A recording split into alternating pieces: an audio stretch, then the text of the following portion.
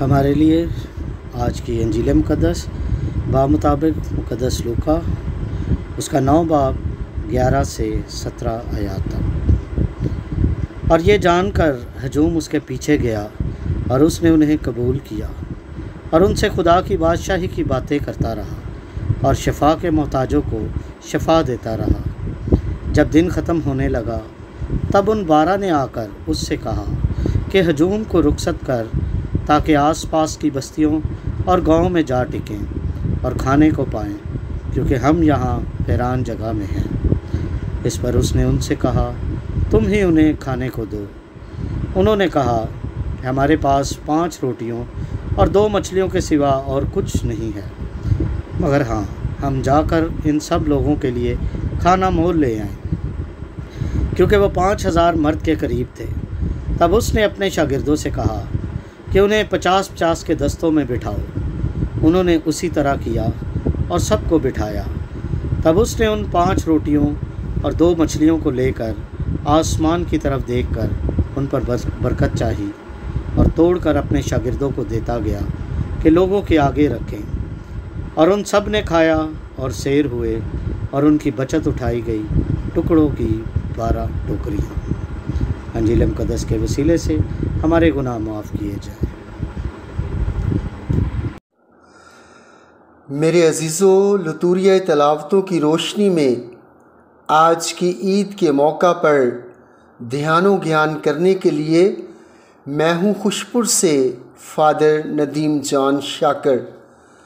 آج ہم عالمگیر کلیسیا کے ساتھ مل کر یسوع کے بیش قیمت بدن اور خون کی عید مناتے ہیں، جو کہ ہماری روحانی پرورش کرتے ہیں۔ دراصل مسیح کا بدن اور خون ہی اس نئے عہد کا نجات بخش نشان ہے جس میں خدا ہمیں ہمیشہ کی زندگی عطا کرتا ہے۔ آئیں خدا کے لیے اپنے دلوں اور ذہنوں کو کھولیں تاکہ خدا کے فضائل کو حاصل کرنے سے ہم مسیح کے بیش قیمت بدن اور خون کی روحانیت کو سمجھ سکیں۔ آج کی پہلی تلاوت ہمیں بتاتی ہے کہ کس طرح چند بادشاہوں اور ابراہیم کے بھتیجے لوط کے درمیان جنگ ہوتی ہے، اور اس جنگ کے دوران لوط اور اس کے ساتھیوں کو قیدی بنا کر لے جایا گیا۔ جب ابراہیم کو اس کی خبر ہوئی تو وہ اپنے ساتھ 318 بندوں کو لے کر دشمن پر حملہ کرتا ہے۔ ابراہیم کو فتح حاصل ہوتی ہے اور وہ اپنے بھتیجے لوط اور اس کے ساتھیوں کو رہا کروا لیتا ہے۔ واپسی پر ابراہیم کی ملاقات ملکی صادق شلیم کے بادشاہ سے ہوتی ہے، جو اسے روٹی اور مے پیش کرتا ہے، کیونکہ وہ خدا تعالیٰ کا کاہن بھی تھا۔ اس نے اسے برکت دے کر کہا، آسمان اور زمین کے خالق خدا تعالیٰ کی طرف سے ابراہیم مبارک ہو، اور مبارک ہو خدا تعالیٰ جس نے تیرے دشمن تیرے ہاتھ میں کر دیے۔ ملکی صادق نے پرانے عہد کا کاہن ہوتے ہوئے خدا کو روٹی اور مے کا نذرانہ پیش کیا، نہ کہ قربانی کے جانوروں کا خون۔ ملکی صادق ابن خدا کا پیش نشان ہے۔ یوں یسوع مسیح ملکی صادق کی مانند دائماً کاہن ہے۔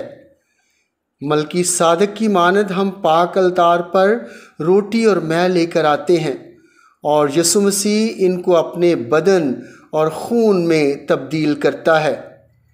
مقدس پالوس رسول کرنتھیوں کے نام اپنے پہلے خط میں لکھتا ہے، کیونکہ یہ بات مجھے خداوند سے پہنچی ہے اور میں نے تمہیں بھی پہنچا دی ہے کہ خداوند یسوع نے جس رات وہ پکڑوایا گیا روٹی لی اور شکر کر کے توڑی اور کہا کہ یہ میرا بدن ہے جو تمہاری خاطر ہے، تم میری یادگاری کے لیے یہ کیا کرو۔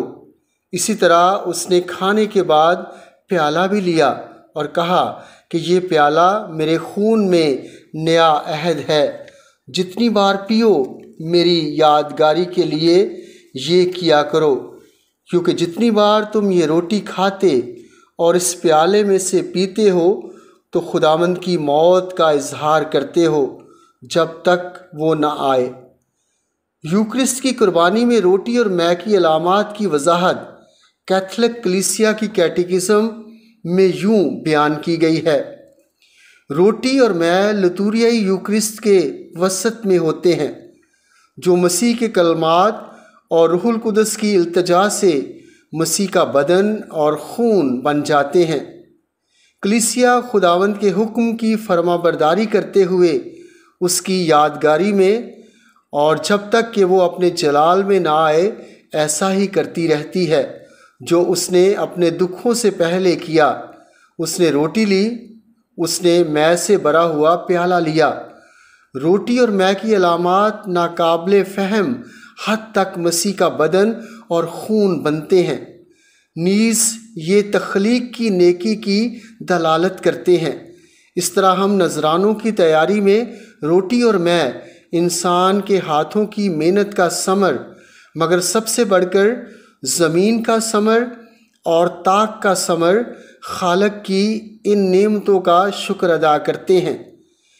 کلیسیا ملکی صادق کاہن اور بادشاہ جو روٹی اور مے لایا، اس کے عمل میں خود اپنے نذرانوں کو پیش نشان کے طور پر دیکھتی ہے۔ جیسے ابراہیم نے اپنے دشمنوں پر فتح پائی اور لوط کو رہائی دلائی، اسی طرح یسوع نے بھی ہمارے دشمن یعنی شیطان پر فتح پائی اور ہمیں اس کے ہاتھوں سے چھڑایا۔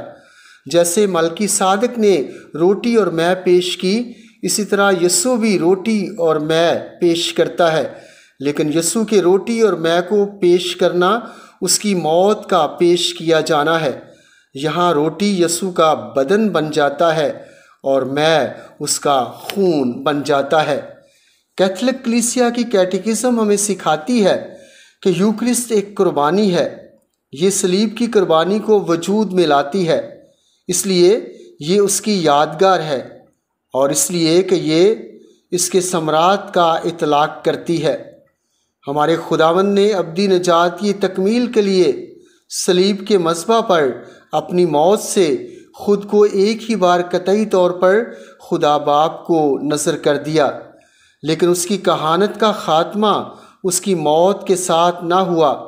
آخری کھانے کے موقع پر اس کے پکڑوائے جانے سے پہلے اس کی خواہش تھی کہ وہ اپنی المحبوبہ دلہن کلیسیا کے لیے ایک دیدنی قربانی چھوڑے، جس کے ذریعے وہ خونی قربانی جو کہ ایک بار قطعی طور پر صلیب پر پورا کرنے کو تھا پیش کی جائے، اور جس کی یاد دنیا کے آخر تک قائم رہے، اور جس کی نجات بخش قدرت کا اطلاق ہمارے روزمرہ کیے جانے والے گناہوں پر ہو۔ خداوند یسوع ہمارے پاس موجود ناکافی مقدار کو بھی بہت زیادہ بڑھا سکتا ہے۔